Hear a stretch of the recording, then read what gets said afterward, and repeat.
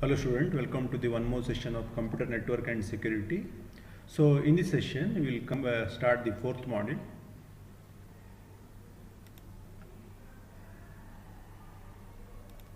So students, according to the syllabus 18 CS 52, that is computer network and security, the first module is application layer and the second module is transport layer and third module is network layer. So all these modules I have covered in my previous videos. So please refer that video if you want to study about these modules. Now we will move to the fourth module. So in the fourth module consists of network security. Here we will study overview of the network securities, then classification of network attacks, security methods, and symmetric key cryptography, data encryption standard algorithm, that is DES algorithm. Other than that, advanced encryption standard algorithm, AES algorithm, public key cryptography, RSA algorithm, Diffie-Hellman key exchange protocol, authentication. Other than that, secure hash algorithm, digital signatures, firewalls, and packet filtering and proxy servers. So we'll start the session, today's session, with network security. So now, the first point is why we need network security. Why we need security in the network. So networks are increasingly used for commercial purpose. So the providing security becomes critical in the network. So the purpose of the network security is to move the bit from user A to user B securely. That is the purpose of the network security. In the diagram you can see user A is there, user B is there. Both users are connected to the network. So the main purpose of the network security is to move bits from A to B securely, is called as network security. So students, this shows the typical corporate network connected by firewall. So you can see here intranet. Other than that, the other side of the firewall is connected to DMZ zone, that is demilitarized zone, where the most of the public servers are being hosted. Other than that, the other end of the firewall is connected to intranet. So the information transmitted over the network is not secure. That can be observed and recorded by the third party. This third party is normally called as a man in the middle. So an attacker can attempt to gain the unauthorized access to the server. An attacker can flood the server with the request, which in turn overload the server, and server may be unable to provide the resource, resulting in such of a DOS attack or denial of service attack. Or attacker can impersonate an authorized server and gain information from the client. For example, getting users bank related information, account number, and other users passport, etc. So an attacker can manage himself to place himself as a man in the middle and convincing the other server that he is the legitimate client and the server respectively. So we will see here man in the middle attack. Here you can see user A and B. So user A and B communicating with each other. Here we have intruder I, intruder. The intruder somewhat got the access to the channel between A and B. For example, the intruder may got the access to the intermediate node such as router. So when the intruder gets the access to the router, then most of the information, most of the packet passes to the router. So it is very easy for the intruder to modify the packet, or intruder can do changes to the packet, etc. So this type of attack is called as a man in the middle attack. So these threats, what I explained now, gives rise to the following security requirements and services. So what are the requirements and services in terms of security context?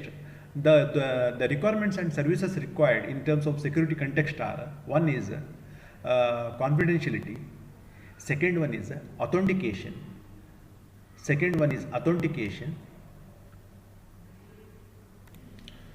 So first one is confidentiality, second one is authentication, third one is integrity, fourth one is non-repudiation, fifth one is access control and availability.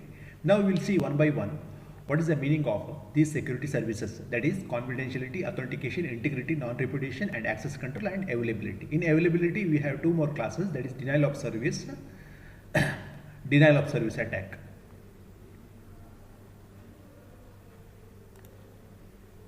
The first one is privacy and confidentiality. That is, information should be readable only by the authorized recipient or receiver. For example, I am sending the information. I am the user A and I am sending the information to user B. So now user B should receive the information. User B should receive the information. I don't want my information to be received by the man in the middle or any intruder. Second one is integrity. So here receiver of the information should be able to confirm that message has not been altered during the transmission. So the receiver should be able to verify that the whatever information he received from the sender is not modified in between during the transmission.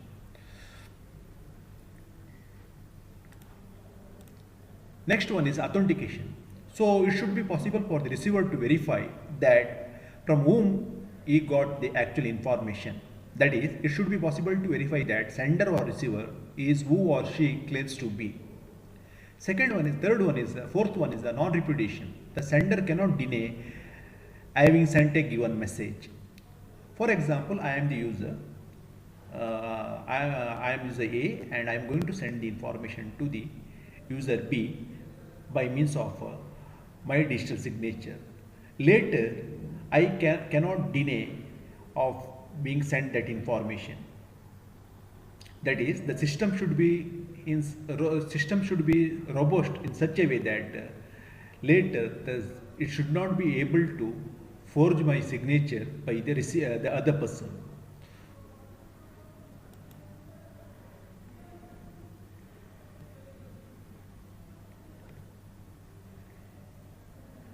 So, network security is not a single product or a process or a policy, but rather a combination of a product process that supports defined policy to prevent the unauthorized user to access the network resource or alteration or destruction of the data.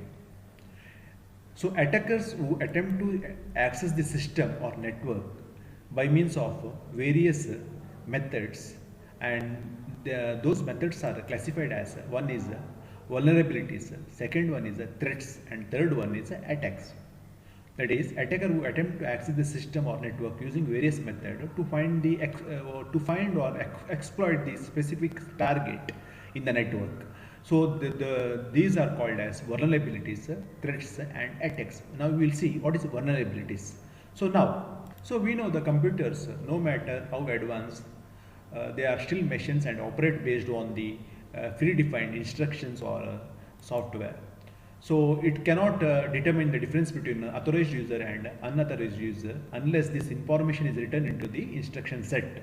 So at any point in the software package at which a user can alter the software or gain the access to the system is called as vulnerability. This is a very important point. At any point in the software package at which user can gain the access and able to make changes in the system is called as vulnerability. So here, in a computer system, different application works on the different ports. It is possible to scan which applications are using which ports, and which ports are free, and which applications are working on which ports. By knowing that, by knowing what vulnerabilities are associated with what application, user can determine what vulnerabilities exist and how it is possible to exploit them. So user can determine what are the vulnerabilities exist and how to exploit them.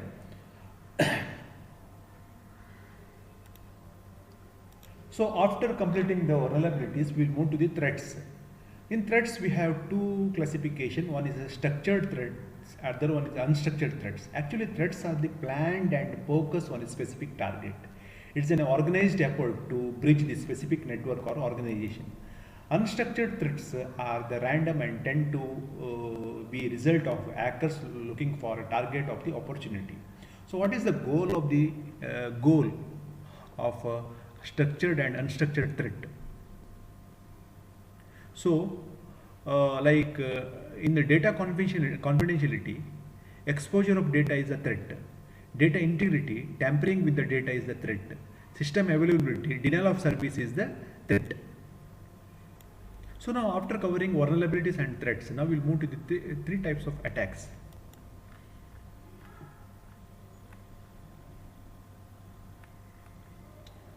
One is called as a reconnaissance attack. The goal is only to search for the particular type of vulnerabilities. That is vertical scan, ping sweep, or DNS query. Second one is access attack. The attack is designed to gain the access and retrieve and alter and destroy the data. That is called as access attack. And denial of service. An attack is designed to cause an interruption on the computer network. So denial of service attack is a type of attack where, for example, like a group of attacker, they can plan and bombard the particular HTTP server from the different places simultaneously with the junk packets. Now in this HTTP server, with the software, with the corresponding software, will service this packet, service this group of junk packet, and if I am the legitimate user, I want to have the certain I want to send the request to the HTTP server. My request will be queued up at the end of the junk packet, a long queue of junk packets, so that I will not be able to access this server. That is called as a denial of service attack. So security attacks are classified.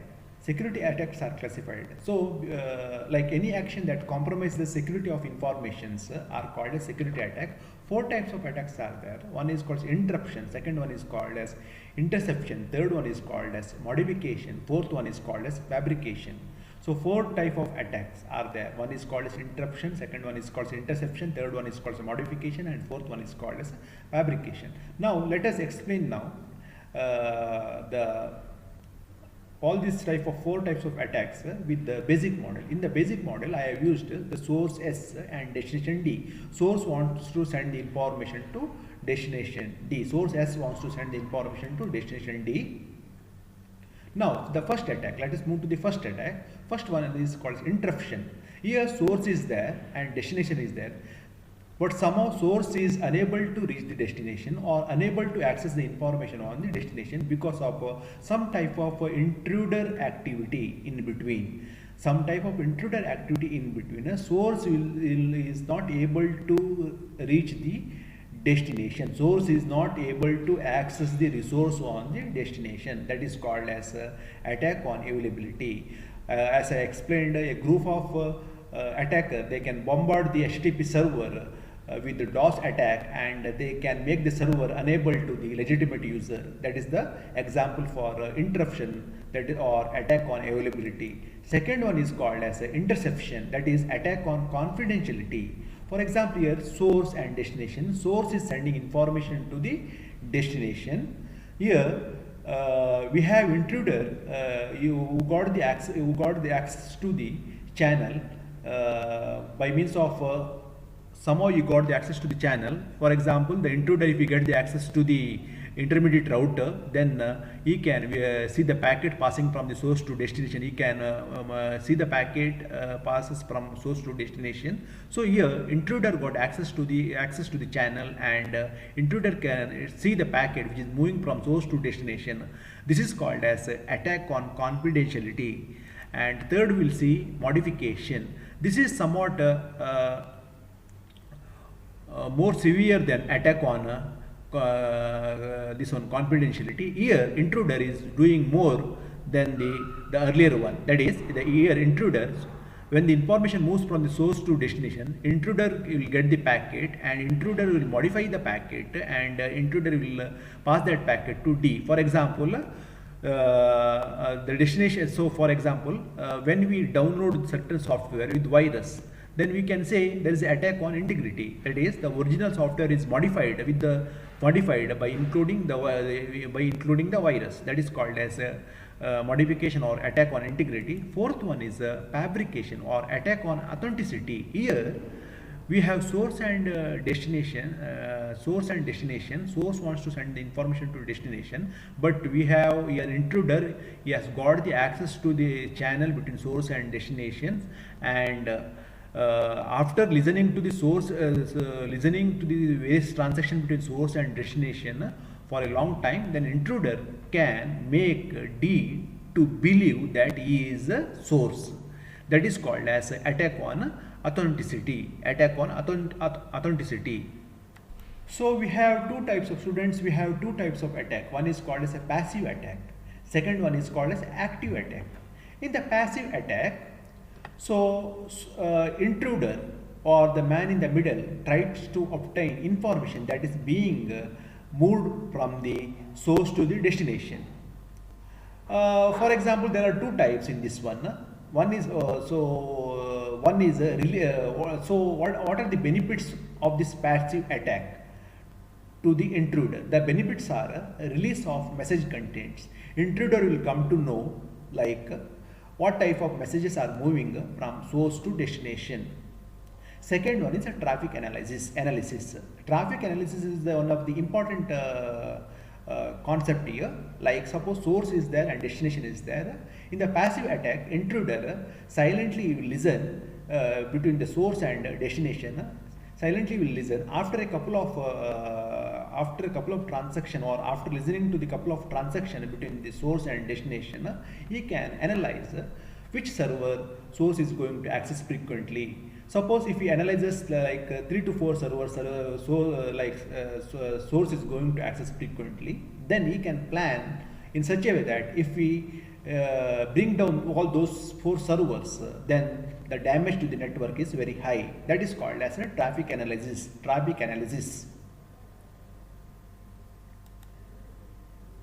So the next type of attack is called as a active attack.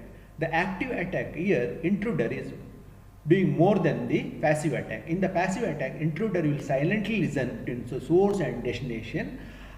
After listening between source and destination with the several conversation, in the active attack, intruder will do some damage to the network. That is, involve some modification of the data stream or creation of the false stream. So here active attacks are 4 types. One is called as masquerade. One entity pretends to be a different entity. Second one is replay. After listening the passive attack, intruder can replay the content and try to get the access of the server. For example,